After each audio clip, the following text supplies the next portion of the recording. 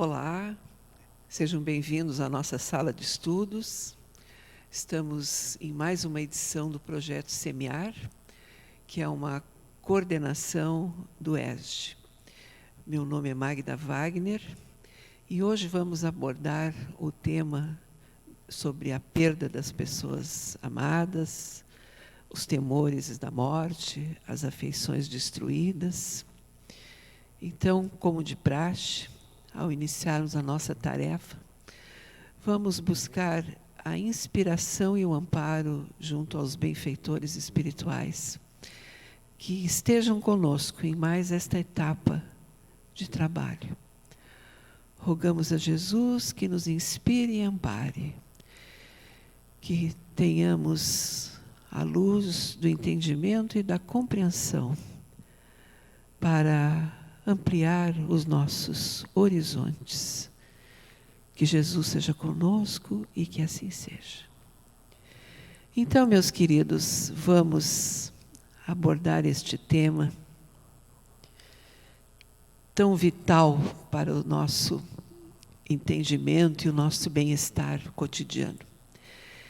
Nestes tempos de pandemia, de violência, de tantas doenças que enfrentamos diariamente, milhares choram a morte de seus entes queridos. Faz-se necessário que façamos, estudantes da doutrina ou não, uma profunda reflexão sobre o tema desencarne e os seus diversos aspectos.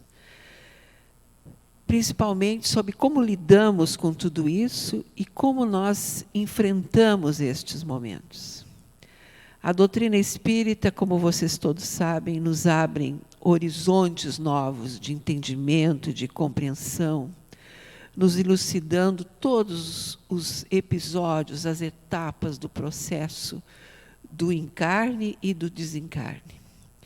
Mas a morte, mesmo entre nós espíritas, por que não dizer, né? É sempre tema, quase sempre evitado entre as pessoas. Observem que nós fazemos planos de saúde e nos preocupamos em ter um bom plano de saúde. Mas poucos se preocupam em fazer um plano funerário. A maioria enfrenta esse momento do desencarne em absoluto despreparo, seja os que ficam, seja os que vão. Seja também em relação à dinâmica do episódio em si, quanto ao preparo moral, espiritual e até mesmo material para vivenciar essa experiência. Tal situação, por exemplo, fica evidente quando nós comparamos a preparação que as pessoas fazem para a chegada de um reencarnante, de um bebê, e para o retorno deste reencarnante à vida espiritual. Vejam que para um nós fazemos vários investimentos, às vezes até mesmo exagerados e desnecessários, e tomamos várias providências. Mas para a partida, quando aquele companheiro de lutas encerra o seu período reencarnatório, praticamente ainda não fazemos nenhuma preparação. André Luiz, numa das suas obras, tem um comentário, um dos seus mentores ali faz um comentário, alertando o ser humano quanto à necessidade desta preparação em vida sobre distribuição de bens. E esses bens que sejam desde uma cadeira, uma cama, uma geladeira, até mesmo bens imóveis, muita riqueza. E ele explica que esta preparação burocrática, vamos dizer assim, que antecede o desencarne, feita pelas pessoas, nos poupa, olhem só, nos poupa de muitas humilhações, de muitos desgastes, de muitas vergonhas e humilhações nos tribunais e nos cartórios do plano material, onde a gente vê brigas em família, discussões que não acabam mais, contendas que muitas vezes acabam até mesmo em doença e morte. Isso André Luiz nos alertando. Então vejam que há fundamento em nos educarmos sobre esta parte material e burocrática, que tem, sim, inúmeros reflexos na vida espiritual de quem vai e de quem fica. É comum que, após o desencarne de alguém, especialmente quando não há, vamos dizer assim, o mínimo preparo para aquele momento da família, né, o choque de realidade, né, o choque da pobreza, o choque das dívidas, o choque de informações sobre o desencarnado que desconhecíamos, uma realidade nova que literalmente se abate sobre quem fica. Quando algumas iniciativas prévias poderiam preservar a família que fica, os entes queridos, mas principalmente aquele nosso irmão que retorna à pátria espiritual.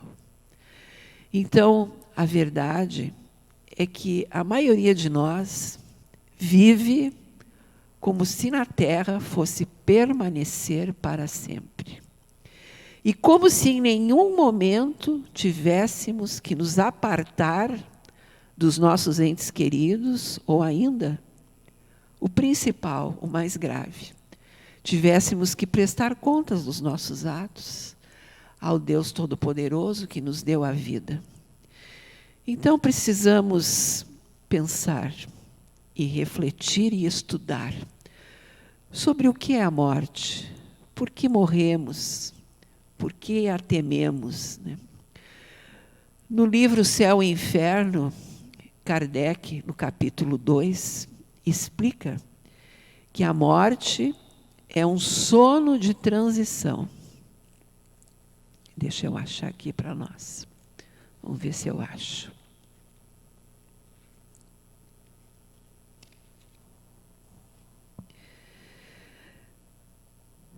A morte não é cercada senão de cerimônias lúgubres que aterrorizam mais do que provocam a esperança. Se representa a morte, é sempre sobre aspecto repulsivo e jamais como um sono de transição. E todos esses emblemas lembram a destruição do corpo, mostram-no horrendo e descarnado. Nenhum simboliza a alma se livrando radiosa dos seus laços terrestres. Então vejam que mais uma vez aí nós vamos esbarrar na nossa falta de informação, de estudo, de reflexão sobre este tema, que vamos abordar com mais detalhes um pouquinho mais adiante.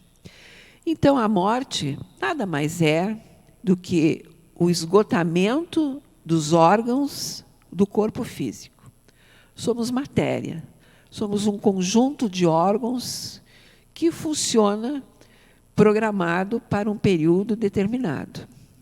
Então, quando estes órgãos esgotam, vamos dizer assim, o seu plano vital, eles se esgotam, consomem toda a sua capacidade de subsistência e cessa a vida material naquele corpo. Isso é a morte do corpo físico. Mas por que será que nós morremos, né? Às vezes a gente se faz essa pergunta. Porque nosso físico, nosso corpo físico, não é eterno. Não é feito para durar eternamente. Só as almas e os espíritos é que duram eternamente. Então, nosso corpo físico não é eterno. A sua durabilidade, o seu tempo aqui na Terra é limitado e variável, de pessoa para pessoa. Em dado momento, cessado aquele período reencarnatório programado para aquele ser, aquele conjunto de órgãos perde a sua função. E a cada reencarnação, a cada encarnação, nós vamos receber um corpo compatível com as nossas necessidades de aprendizado.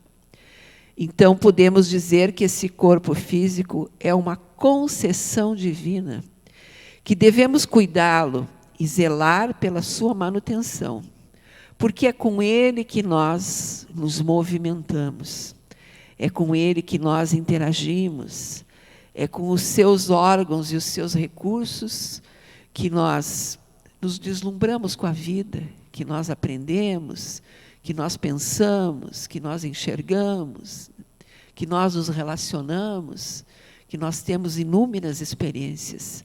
Então, o corpo é uma bênção e é algo que precisa ser tratado com muito carinho. O Evangelho, inclusive, tem um trecho que diz tratar do corpo e da alma.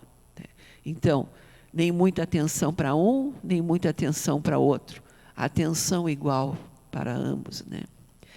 Mas estamos conversando aqui e precisamos passar por alguns conceitos que Kardec vai colocar, por exemplo, lá na questão 134 do Livro dos Espíritos. Ele pergunta: o que é a alma? E a resposta: a alma é um espírito encarnado. Então, precisamos guardar esse conceito. A alma é o espírito encarnado. E o que era antes a alma de se unir ao corpo? Espírito. São a mesma coisa? Pergunta Kardec. Sim, as almas são nada mais, nada menos do que os espíritos encarnados. Então, ficamos com esse conceito. A alma é o espírito encarnado. Na questão 135, vamos ter outro conceito que é fundamental para o nosso entendimento sobre o tema que estamos tratando. Além da alma e do corpo, temos um laço que liga um ao outro. Este laço que liga corpo e alma tem natureza semimaterial, fluídico. Ele se chama perispírito. Então, o perispírito que liga o corpo à alma é o nosso envoltório, é o envoltório do espírito. Digamos que ele é o nosso molde fluídico, porque após o desencarne, sem a matéria do corpo, mantemos este corpo fluídico, este perispírito, que vai ter o mesmo aspecto do nosso corpo físico. Por isso falamos o molde do corpo físico. Aqui a carne, por dentro, vamos dizer, se podemos dizer assim, o perispírito com esta mesma forma, e alimentando, dando vida, a chama da vida, tudo isso, o espírito. Quando desencarnamos, então, vamos ficar com o espírito e o perispírito. Não morremos, não vamos desaparecer. Não viramos fumaça, não nos desintegramos. Permanecemos com o nosso molde fluídico, o perispírito, que mantém, como já disse, a mesma forma que tínhamos antes do corpo que habitávamos. Somos, então, após a morte, espírito e perispírito. Continuamos vivos após a perda do corpo físico, com o corpo fluídico. E aí, meus queridos, permanecem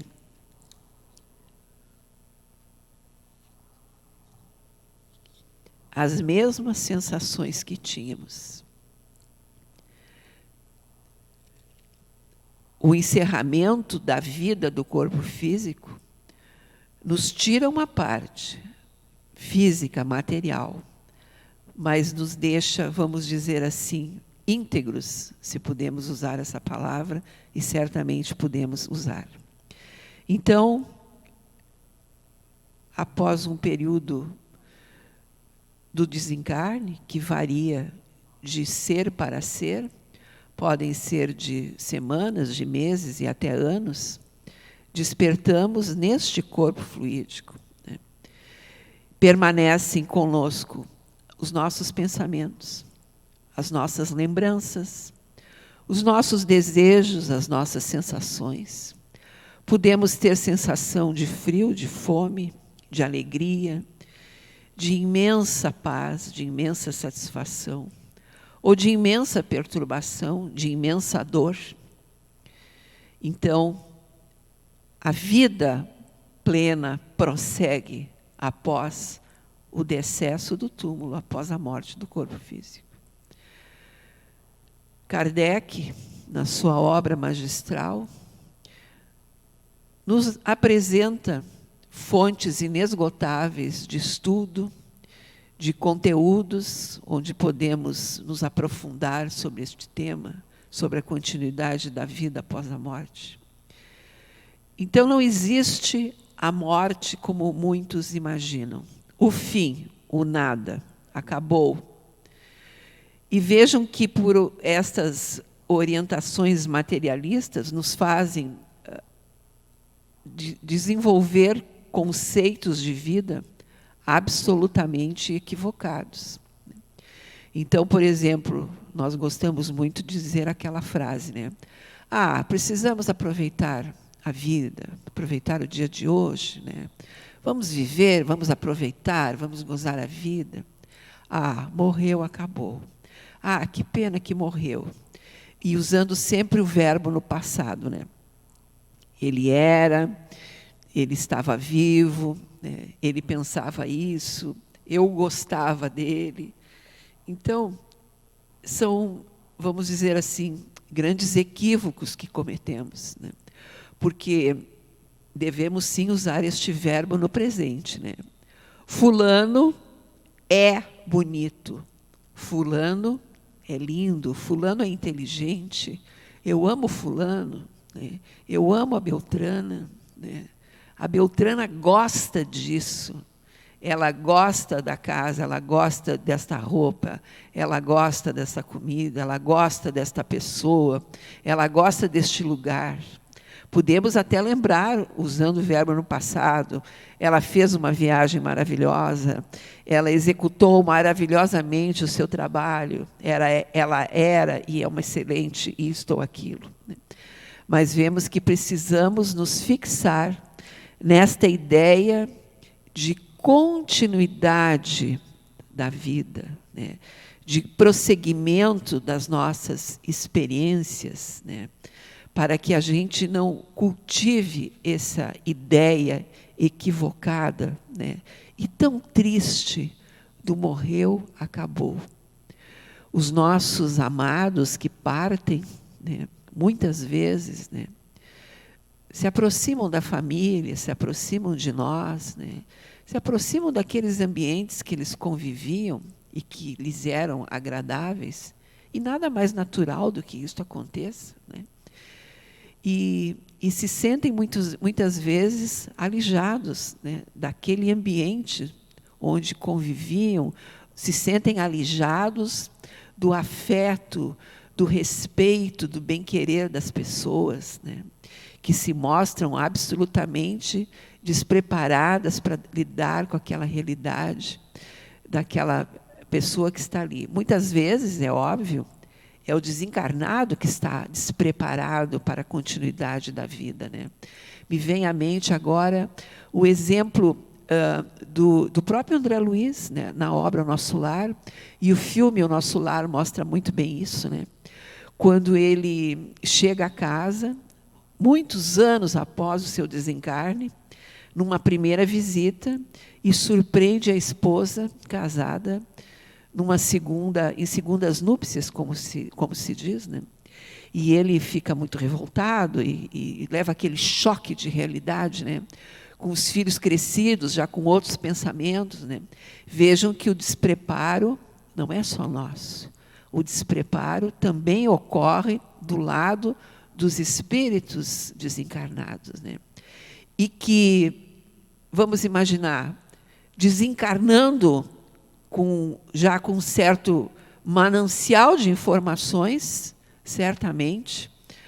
O nosso trajeto, a nossa experiência pós-mortem será muito mais leve, muito mais suave, muito mais proveitosa, né? Poderemos retomar a vida ativa e produtiva muito mais rapidamente, poderemos nos reequilibrar muito mais rapidamente, sem revolta, sem dor, sem angústia, né? Mas isto também passa por uma forma de viver organizada, por uma forma de viver planejada, por uma forma de viver orientada pela luz do Evangelho, pelo conteúdo que a doutrina espírita nos descortina sobre a continuidade da vida, sobre a plenitude da vida. Então, vejam como nós temos que aprender, né? Então, vamos adiante.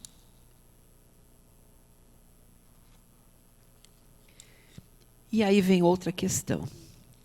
Por que tememos a morte? Vamos refletir um pouco sobre esta questão. Por que nós tememos tanto a morte? Por que as pessoas nos ensinam a temer a morte? Por que as crianças, né, são muitas vezes apartadas, né, das cerimônias fúnebres, né, já criando um certo, né, vamos dizer assim, um certo clima ali de mistério, né? Então, é comum que desde a infância, e Kardec vai explicar isso no livro Céu e Inferno, no capítulo 2, é comum que desde a infância que ouçamos falar do céu e do inferno. Crescemos com esses conceitos, não é verdade? Céu e inferno. E de que o mais certo é de que a gente vá para o inferno, pois o que está na natureza do ser é pecado mortal para a alma. Então, é como se nos dissessem assim, olha, tem o céu e o inferno. Então, tu já te imagina que a tua probabilidade é ir para o inferno, né? Porque ainda não tens capacidade, condição de estar entre os anjos do céu, né? Então, muitos de nós crescemos com este conceito, seja ele passado muitas vezes pelas religiões, pela família, pela escola, ou simplesmente coisas que colhemos aí na nossa mocidade. Na idade adulta, estas pessoas que cresceram com estes conceitos já não podem admitir mais tais coisas, né? Fica meio complicado, né? Parece coisa de criança, uma coisa meia boba, né? E facilmente se tornam ateus, ateias e materialistas. É uma consequência, vamos dizer assim, lógica. Ouvi certo dia, estarrecida, um comentário de uma pessoa da imprensa, dizendo que o profissional de imprensa, para ser inteligente, necessariamente teria que ser materialista. Uma declaração mais ou menos assim, né? E aquilo me chocou profundamente, né? Então, na verdade, isso dá conta que o inteligente assim não é tão inteligente, né? Porque a Bíblia está repleta de relatos, né, de vida após a morte, de espíritos que se manifestam, de manifestações mediúnicas, de fatos mediúnicos, né, que foram amplamente decodificados, estudados e trazidos para nós de forma didática por Kardec, na sua obra que codificou a doutrina espírita. Então, acabamos muitos por nos tornar ateus, ateias ou materialistas. E por acharem mais razoável e menos infantil, né, passamos a crer e afirmar que além da vida presente não há mais nada, né? Os que continuam com temor do inferno acham que para lá vão, porque muitos ainda temem o inferno, né? Acham que para lá vão. E o homem, então, o homem do nosso tempo, fica entre o nada e o inferno. Então, é mais ou menos o quadro que nós temos. Então, frente a esse posicionamento, o fenômeno da morte vai nos acolher amedrontados, despreparados e desorientados. Kardec, no livro Céu e Inferno, capítulo 2, que estamos estudando, vai nos falar do homem carnal e do homem moral, né? Então, ele vai dizer que o homem carnal está preso à vida material, está mais preso à vida material do que à espiritual. E que a ideia da morte do corpo físico para ele é sempre motivo de ansiedade, de angústia e até mesmo de desprezo. Pessoas que desprezam a morte. O fato de ter que deixar seus bens, seus afazeres e as suas afeições é motivo de angústia e de tormento para muitos, e até mesmo de revolta. Então, este é o, vamos dizer assim, o desenho, o quadro do homem carnal, focado apenas nos seus bens, nos seus afazeres e nas suas afeições.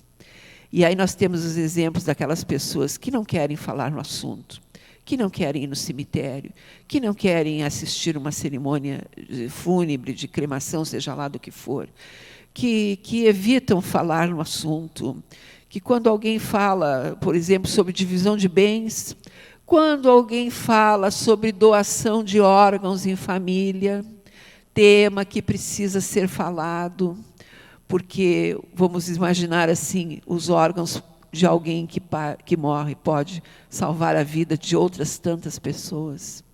Então, quando surgem estes assuntos, o tema é logo evitado e logo encerrado. Então, vejam quanta falta de preparo, na verdade, né? Quanta falta de instrução moral e espiritual. E Kardec vai nos falar, então, sobre o homem moral, né? Então, para o homem moral, que guarda a certeza no futuro, na continuação da vida, e que se coloca acima das necessidades criadas pela paixão humana, não há surpresas, não há revolta, não há ansiedade. A morte não o assusta, porque ele sabe que a vida continua. Este é o homem moral. E aí vocês vão me perguntar, bom, mas e esse homem moral não tem lá os seus bens, os seus afazeres e as suas afeições? Claro que tem. Tem seus bens adquiridos com o trabalho, com o estudo, muitas vezes a duras penas. Tem os seus afazeres, as suas atividades, às vezes um trabalho que ama, que gosta imensamente. Tem as suas afeições, a sua família, os seus amigos. Agora, tendo esta noção da continuidade da vida, e tendo a noção de que nada acaba, que tudo continua, este homem que Kardec classifica como homem moral, digamos assim, que vive em paz consigo mesmo. Ele sabe que em determinado momento ele vai ter que entregar a carcaça para a terra. Ele sabe que vai ter que desencarnar, que vai ter que morrer. Mas vamos dizer assim, que neste nosso nível de aprendizado que estamos, né, as nossas angústias já diminuíram quase 100%. Né? Então, já temos a segurança de que não morreremos. Continuaremos a amar, a ser amados, a ter as nossos afetos, os nossos gostos, os nossos pensamentos, as nossas ideias. Aqueles que nos amam continuarão a nos amar. Aqueles lugares, aquele ambiente, a nossa casa que nós gostamos, permanecerá lá. E se não estiver lá fisicamente, estará na nossa mente. Então, digamos assim que o aprendizado e a maturidade consciencial nos traz todo este bem-estar, esta certeza, né? Esta tranquilidade, né? Kardec também vai nos dizer, por exemplo, que este temor da morte é também consequência do nosso instinto de conservação comum a todos os seres vivos, né? Então, não vamos dizer assim, nos colocar em risco, não vamos deixar de cuidar da nossa saúde, do corpo físico, né? Alegando que vamos continuar vivos, que esse corpo é nada, que esse corpo é desprezível. Não. Este corpo é uma bênção de Deus, né? É uma grande oportunidade que nós temos, né? E aí eu gostaria de falar de um outro tema com vocês, que também é bastante pertinente, né? Este ano de 2020, né, vamos dizer assim, que cada um de nós enfrentou e tem enfrentado os seus medos mais profundos, inclusive o medo da morte, o medo da perda dos seus entes queridos, a separação dos seus entes queridos. E aí precisamos elucidar com o coração. Precisamos estudar e aprender com o coração, né? Por exemplo, o que dizer para um pai ou uma mãe que perdeu um filho? Às vezes em tenra idade, às vezes um filho jovem, adulto, um filho que muitas vezes era o arrimo da família, era a luz, era o amparo daquela mãe, daquela família, né? Muitas vezes arrebatado por morte violenta, muitas vezes arrebatado por uma doença, por um acidente, né? Então vejam que a primeira coisa que precisamos dizer para mães, para pais, para esposas, para maridos, para aqueles que se amam em geral, né, é que o seu ente querido continua vivo em espírito, né? Não podemos falar com eles com este conceito equivocado. Que pena, ele era tão bom, que pena que foi embora, a morte, que coisa triste. Não, ele não foi embora, né? Então, o seu filho, o seu ente querido, continua vivo, vivo em espírito, né? E quanto às circunstâncias da morte? Muitas vezes, quem fica se choca, né, com os últimos momentos daquele ser enfrentando a doença ou um sério acidente, né? E aí temos que nos reportar, sem esquecer que vivemos num mundo de provas e expiações, né? E que as circunstâncias de aprendizado para cada um de nós, aprendizado moral, são duras. E muitas vezes são feitas de maneira dolorosa. E aí também precisamos nos lembrar de uma lição preciosa, que não existe erro na contabilidade divina. Deus não se equivoca. Não existem coincidências, não existem circunstâncias fora do planejamento divino.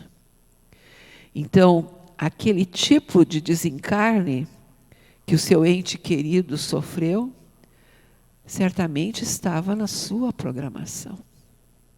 É óbvio que nós não entendemos, porque nós não temos acesso pleno às vidas pregressas daquela criatura que conviveu conosco durante um tempo, no papel de marido, de esposa, de filho, de filha, de namorado, de amigo, de colega. Nós não temos acesso às vidas pregressas, à ficha, vamos dizer, entre aspas, de cada criatura com que nós convivemos. Então, esta é a hora que precisamos ter presentes na nossa mente este conceito de que a vida plena é a do espírito, né? O ser que desencarnou, que perdeu o corpo físico, não morreu. Continua vivo, né, continua dando continuidade à sua experiência de aprendizado no plano maior. E aí é importante também nós alertarmos sobre a importância destes conteúdos e de estudarmos tudo isso e de introjetarmos, fixarmos esses ensinamentos para nos melhorarmos e melhorar o entorno, né, a nossa família, a nossa convivência, né? Porque aquele ser continua a sua trajetória, né? E nós aqui continuamos a nossa. E muitas vezes as nossas lamúrias, as nossas queixas, a nossa revolta, às vezes até mesmo o nosso ódio, porque o desencarne pode levantar, vamos dizer assim, uma série de circunstâncias que vão desde as financeiras, as morais, as espirituais, as afetivas, né, as administrativas, as burocráticas, né? E aí, muitas vezes, encontramos as famílias e os entes queridos, né, chorando, gritando, praguejando, reclamando, né? E todos estes sentimentos e estas vibrações chegam ao desencarnado como uma verdadeira bofetada, né? Então, muitas vezes, aquela criatura, vamos dizer assim, partiu para o outro plano sem um grande preparo espiritual, moral, né, sem contar com aquela situação, e ainda se vê, vamos dizer assim, agredida, né, pelas queixas, pelas reclamações, pelas incompreensões, né? Então, não nos esqueçamos que o nosso ente querido que desencarnou também pode estar sofrendo com o seu próprio desencarne. Ele também pode estar chocado. Ele também pode estar impactado pelo desencarne para o qual ele não estava preparado. Ele também pode estar, vamos dizer assim, doente, também pode estar mal com todo o quadro de circunstâncias que ele está vivendo e para o qual ele não estava preparado, ou não esperava, ou foi pego de surpresa. Então, se você enfrentou a passagem de algum ente querido há 6 meses ou há 1 ano, e ainda não conseguiu retomar a sua vida, e ainda chora convulsivamente, constantemente, não se alimenta, não quer se arrumar, não quer retomar a sua vida, não tem condições de se reorganizar mais, não doou os bens, não doou os objetos daquele ser que desencarnou, ainda estão todos ali. Procure ajuda. Procure ajuda sem pestanejar. Procure o médico, procure o psiquiatra, procure o psicólogo, procure o seu padre da sua preferência, do seu gosto. Procure o pastor. Procure a casa espírita, procure o templo religioso. Entre numa porta capaz de lhe ajudar. Procure ajuda. Procure auxílio. Tá? Você precisa de ajuda para se recuperar. E aquele ser que está do outro lado, vamos dizer assim, também precisa que você esteja reequilibrado. Também precisa que você esteja bem, né? Não tenha medo de chorar, né? Não tenha medo de sentir saudades. Uma coisa é chorar por aquele ente querido. Outra é 6 meses, 1 ano, 2 anos, 3 anos, a pessoa estar naquele sentimento de lamúria, né?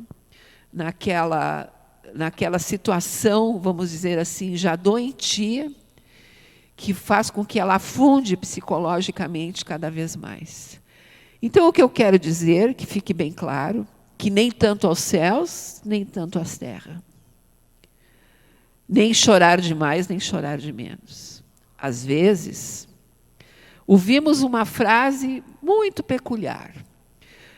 Alguém chorando por um ente que desencarnou, e vem outra pessoa e diz assim: ah, mas vocês não são espíritas? Por que estão chorando? É quase uma agressão, não é verdade? Porque nós acreditamos e temos, o mundo tem largas comprovações, né, sobre a vida após a morte. Por que não vamos chorar? Né? Não choramos quando estamos emocionados? Né? Não choramos quando estamos alegres? Por que não vamos nos entristecer porque aquele ser retornou à pátria espiritual? Não vamos fazer uma festa, não é da nossa cultura. Né?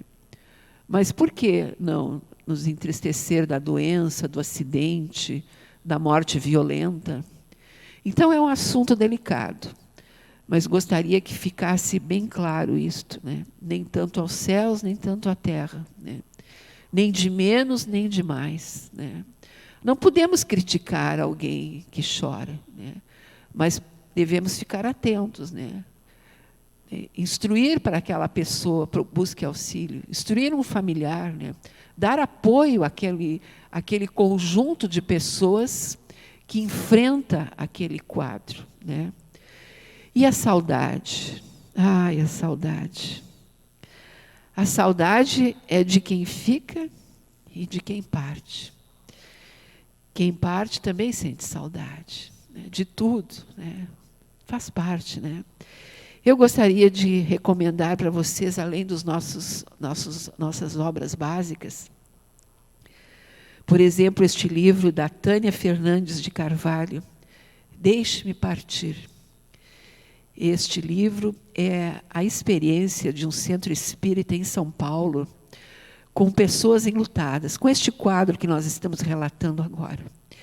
E é interessante que no último capítulo, a Tânia Fernandes de Carvalho fala, inclusive, sobre a perda dos animais domésticos, que os espíritas, erroneamente, muitas vezes, criticam. Mas você está chorando porque o seu gato morreu, porque o seu cachorro morreu? Que absurdo! Não é absurdo. São nossos entes queridos também, são nossos amores, são nossos afetos, são nossas companhias, né? Que as nossas lágrimas corram com saudade, com amor, né? Com afeto no coração. Que nós possamos aprender a viver plenamente, cada minuto, né? Eu leio aqui para vocês, capítulo 35 do livro Justiça Divina. O livro é da autoria de Emmanuel. E Emmanuel diz assim: se não admites a sobrevivência depois da morte, para aqueles que não acreditam na vida após a morte, interroga aqueles que viram partir os entes mais caros. Pergunta aos que afagaram mãos geladas de pais afetuosos nos últimos instantes do corpo físico. Sonda a opinião das viúvas que abraçaram os esposos na longa despedida, derramando as agonias do coração no silêncio das lágrimas. Informa-te com os homens sensíveis que sustentaram nos braços as companheiras emudecidas, tentando em vão renovar-lhes o hálito na hora extrema. Procura a palavra das mães que fecharam os olhos dos próprios filhos, tombados inertes nas primaveras da juventude ou nos primeiros anos da infância. Pergunta aos que carregaram um esquife, como quem sepulta sonhos e aspirações no gelo do desalento, e indaga dos que choram sozinhos, junto às cinzas de um túmulo, perguntando por quê. Eles sabem, por intuição, que os mortos vivem e reconhecem que apenas por amor a eles continuam igualmente a viver. Sentem-lhes a presença no caminho solitário em que jornardeiam. Escutam-lhes a voz inarticulada com os ouvidos do pensamento. E prosseguem lutando e trabalhando, simplesmente por esperarem os momentos maravilhosos do reencontro. Se um dia tiveres fome de maior esperança, não temas rogar a inspiração e a assistência dos corações amados que te precederam na grande viagem. Estarão contigo a sustentar-te as energias nas tarefas humanas do dia a dia, quais estrelas no céu noturno da saudade, a fim de que saibas aguardar pacientemente o teu momento. Busca-lhes o clarão de amor nas asas da prece. E se nos templos veneráveis do cristianismo alguém te falar de Moisés, reprimindo as invocações abusivas de um povo desesperado, lembra-te de Jesus ao regressar do sepulcro para a intimidade dos apóstolos, exclamando em transportes de júbilo quando ali chegava para aquele primeiro encontro: a paz seja convosco. Queridos irmãos, queridos amigos, queridos estudantes do Oeste, que Jesus nos ampare e nos oriente. Lembremos-nos sempre da frase de Kardec: nascer, morrer, renascer ainda e progredir sem cessar. Tal é a lei. Que Jesus nos ampare e que o nosso aprendizado nunca cesse. Que a cada dia possamos dar glória à vida e viver plenamente, com o coração repleto de gratidão, aproveitando este corpo físico maravilhoso que nos permite tantas ações beneméritas, tantas obras maravilhosas. Bênção divina de Deus. Estejamos em paz. Abraço a todos e obrigada pela atenção.